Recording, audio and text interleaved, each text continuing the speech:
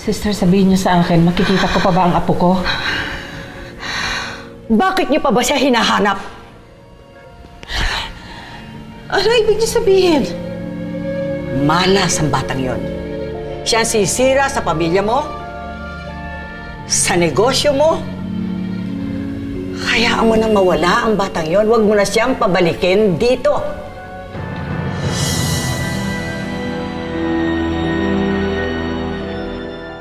Nagkakamali kayo.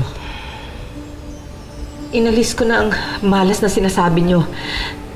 Hindi yun nakatungtong sa bahay na ito. Inalis ko na ang malas sa buhay ko.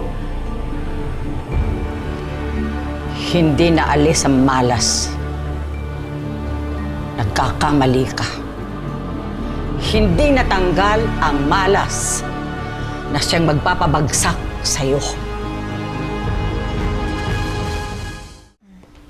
Doña Amparo, nag-follow up na po ako sa headquarters regarding Princess.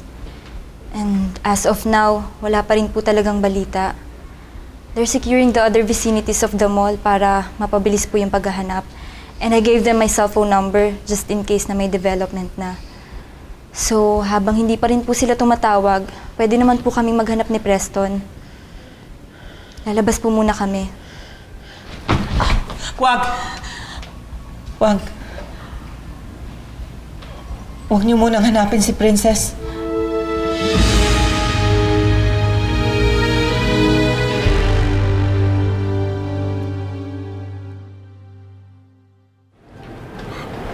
Ale, palimos po.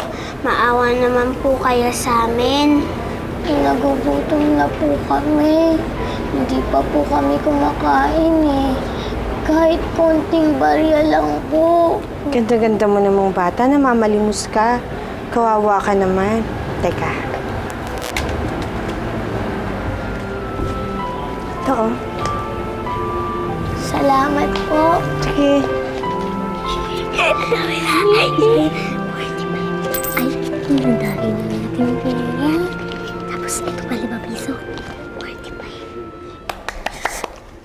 Kanina pa yung dalawang yan ah. Oo nga, pasimuno yung pangit. Hayaan nyo, papalisin ko yan dito.